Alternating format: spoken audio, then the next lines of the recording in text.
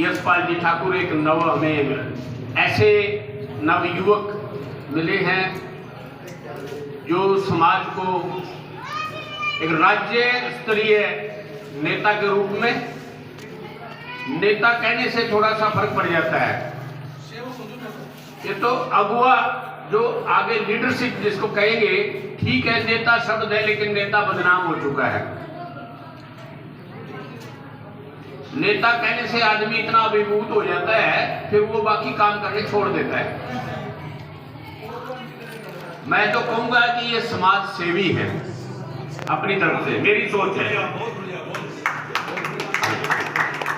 और चाहेंगे इनसे रिक्वेस्ट करेंगे कि हम तो करने लायक नहीं रहे क्योंकि 70-75 पार कर गए हैं। इस उम्र में आकर के हमारा तो वानप्रस्थ आश्रम भी खत्म हो चुका है, संन्यास आश्रम की तरफ जा रहे हैं, लेकिन हम अपनी युवा पीढ़ियों को अपनी विरासत सौंपते हुए हम चाह रहे हैं कि आगे बढ़ के पूरे समाज की, पूरे वर्ग की सेवा करें और आगे से आगे बढ़ करके इस समाज को आगे की दिशा और दशा दोनों में योगदान दें।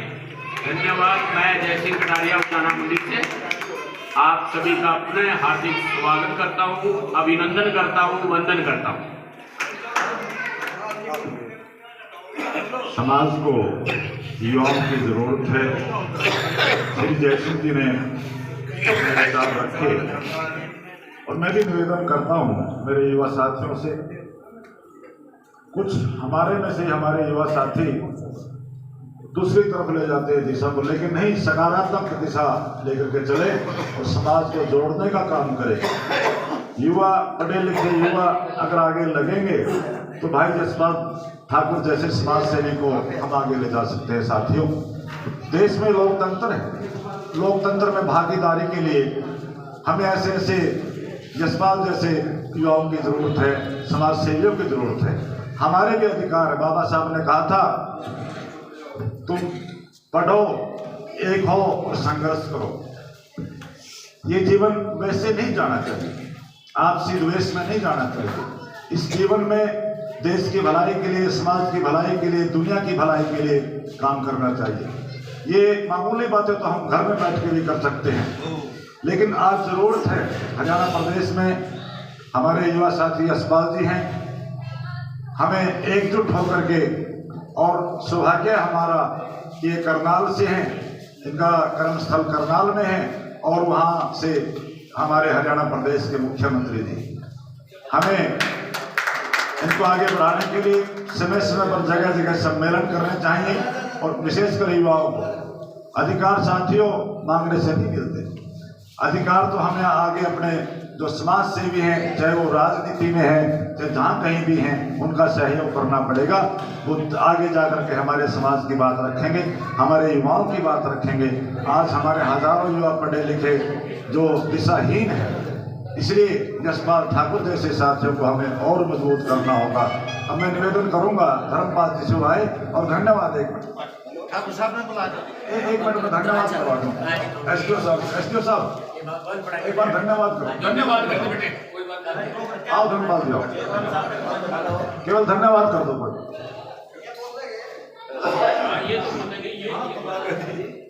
आज समाज, आज बाबा जयंती, आज हमारे बीच में ठाकुर साहब आए, उसका आने पर बहुत बहुत धन्यवाद करते हैं और जय हिंद करते हैं।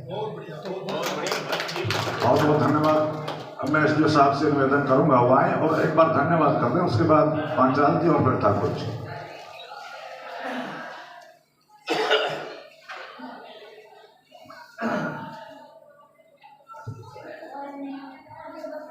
दूर दराज से आए हुए सैन समाज के और अन्य समाज से संबंधित विशेष अतिथि एवं यशपाल जी के आने पर हम हार्दिक स्वागत करते हैं और सैन जयंती की बधाई देते हैं।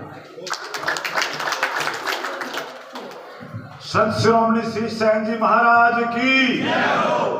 अब मैं निवेदन करूंगा श्री यशपाल जी ठाकुर के साथ आए हुए पंचाल जी, वो हमारे लोकल ही हैं, हम तो मिलते रहते हैं, बात करते रहते हैं। अब पंचाल जी आए।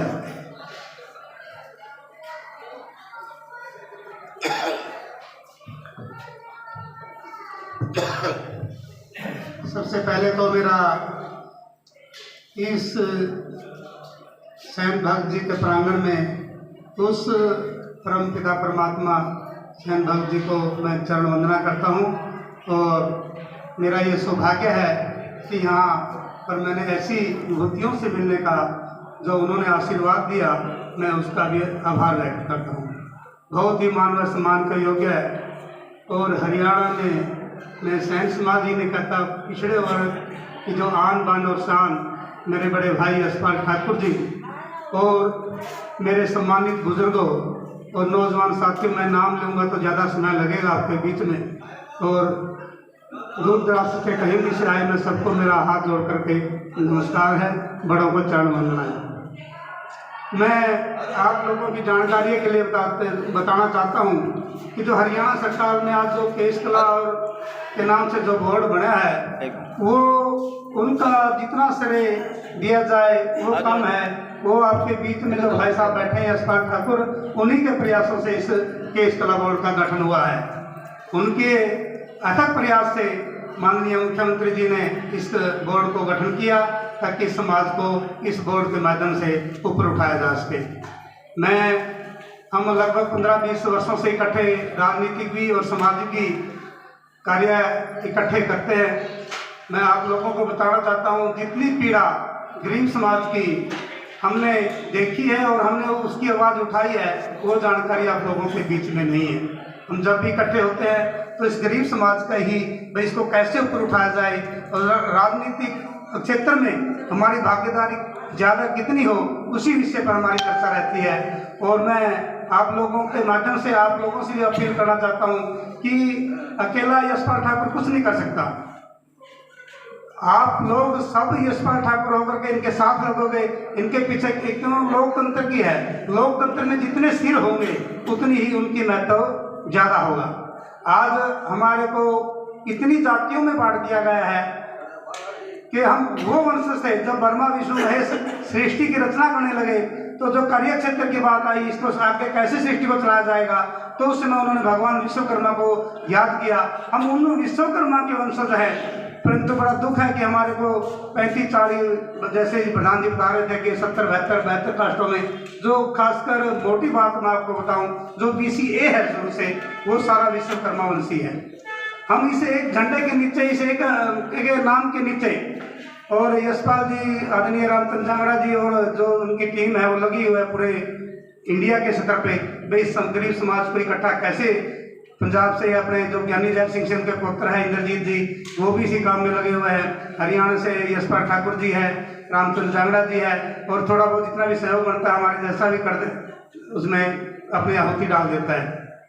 तो मैं आपके बीच में यशपाल की जो ज़्यादा समय न लेता हुआ, मैं आपकी जानकारी जो सिर्फ इतना बताना चाहता हूँ कि इस समाज में यशपाल जी का जो कार्य करने की जो इच्छा शक्ति है, वो दिखावा न करके सिर्फ अपने समाज को कैसे करके उसकी राजनीतिक भागीदारी कैसे हो, उसके प्रयास में हर जगह गांव-गांव में इनके साथ में कई जगह मेरा भी जाना हुआ प्रयासरत है। मैं आप लोगों को, बुजुर्गों से विनती करता हूं कि जितने युवा वर्ग है उनको आगे ले आए और उनका अपने जो समाज इतिहास है अपने समाज का, उसको पूरी उसकी जानकारी दिलाएं, उसकी पुस्तकें पढ़ें। जब तक पढ़ेंगे नहीं तब तक उनको जानकारी नहीं होगी, और जानकारी नहीं होगी तो आगे वो कार्य नहीं कर पाएंगे। जितना भी आप ज़्यादा से ज़्यादा अपना इतिहास पढ़ोगे उतनी आपको ज़्यादा जानकारी होगी। हम तो इसी काम में रह गए, अपने बच्चों को 8-10 पढ़ाया, दुकान करवा दी, चाहे वो खाती हो, लोहार हो, सैन समाज हो, चाहे वो सुनार हो, इससे आगे हमारी सोच नहीं है। जो अफसर थे उनको ऊपर हमारे जो हमारे अधीन थे, जो वर्ग हमारे अधीन था, वो आज हमारे से ऊपर चला गया।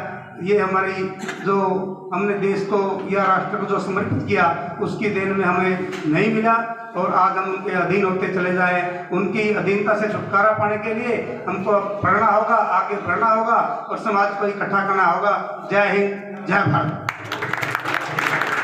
बहुत बहुत धन्यवाद पांचाल जी। एक विशेष बात पांचाल जी ने कही कि जब तक पिछड़े रहेंगे, जब तक पिछड़े रहेंगे तब तक पिछड़े रहेंगे। एक सूत्र में आना होगा, युवाओं को थोड़ी हिम्मत करके आगे आना होगा।